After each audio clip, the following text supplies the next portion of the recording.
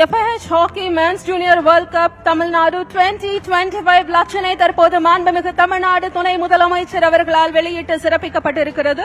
The tournament is scheduled from 28 November to 10 December 2025 at Chennai and Madurai. A total of 24 teams from across the world will battle for the top honors. Tamil Nadu அரசும் மாண்பு முதலமைச்சர் அவர்களும் 65 கோடி ரூபாய் இந்த நிகழ்ச்சிக்காக இந்த விளையாட்டிற்காக ஒதுக்கி தந்திருக்கிறார்கள்.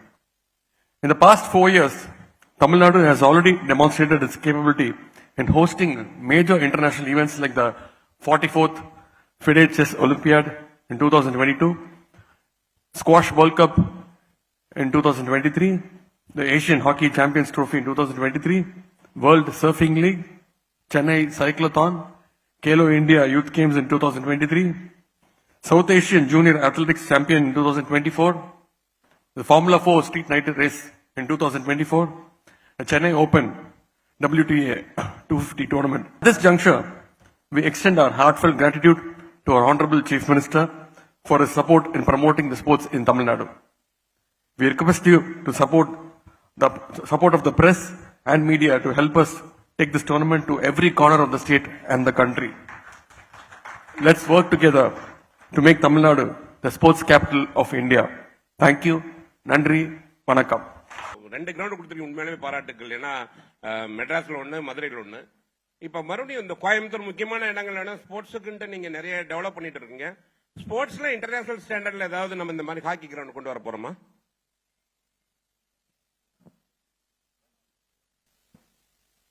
கோயம்புத்தூர் இருக்கிற ஹாக்கி ஸ்டேடியம் இன்டர்நேஷனல் ஸ்டாண்டர்ட் தான். சென்னையில் ஏற்கனவே ஒரு எல்லா வசதியோடய ஒரு ஸ்டேடியம் இருக்கிறதுனால சென்னையில் இதை நடத்த முடிவு பண்ணோம். சென்னையில் மட்டும் இருக்கக்கூடாது, தென் தமிழகத்திலையும் இதை நடத்தணும் அப்படிங்கிறதுக்காக இன்னொன்று அங்கே நடத்தும் போது இன்னும் இன்ஃப்ராஸ்ட்ரக்சர் டெவலப்மெண்ட் பண்ணலாம்.